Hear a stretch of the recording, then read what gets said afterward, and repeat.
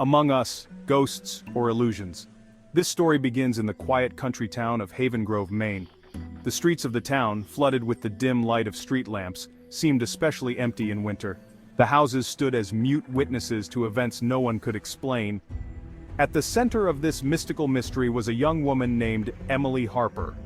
Emily had just moved to Havengrove from New York City to escape the hustle and bustle of the big city.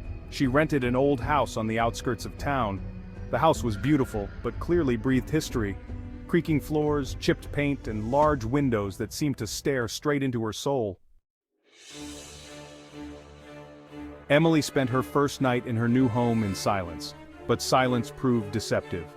Deep in the night, she was awakened by a strange sound, like someone walking down the hall. At first, she thought it was just the wind walking through the house, but the sound repeated itself. The footsteps were slow, heavy, and clearly human. She grabbed her flashlight and stepped out into the hallway. There was no one in the house. It felt strange, like someone had just been standing nearby but had disappeared. Emily chalked it up to fatigue and went back to bed. The next morning, Emily decided to talk to her neighbor, Mrs. Green, an older woman who seemed to know everything about the town and its people. When Emily mentioned the strange sounds, Mrs. Green turned pale. "Did you hear footsteps?" she whispered. "That house, it's notorious. The Wilson family used to live here. They say they disappeared one night and their bodies were never found. Since then, people have said that the house has left traces of their presence." Emily smiled, trying to hide her worry. She didn't believe in ghosts, but Mrs. Green's words stuck in her mind. The next night, the strangeness continued. Emily heard footsteps again, but this time they were accompanied by a low whisper.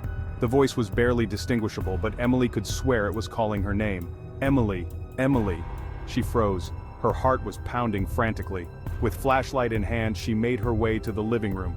There, in the corner of the room, she saw something that made her blood freeze in her veins, the silhouette of a man standing in the shadows. His face was hidden, but he seemed to be looking directly at her. "Who are you?" Emily shouted, but the figure was gone, as if vanished into thin air. The next day, Emily decided to find out more about the house's past. She went to the town library where she found an old newspaper with the headline, "Tragedy in Havengrove, Wilson Family, Missing in Action." The article stated that the family of four had disappeared from their home over 20 years ago. Police found no sign of a struggle or evidence, and the case remained unsolved. However, some neighbors claimed to have seen strange lights in the windows of the house and heard voices. Emily felt a chill run down her spine. She decided she had to find out the whole truth.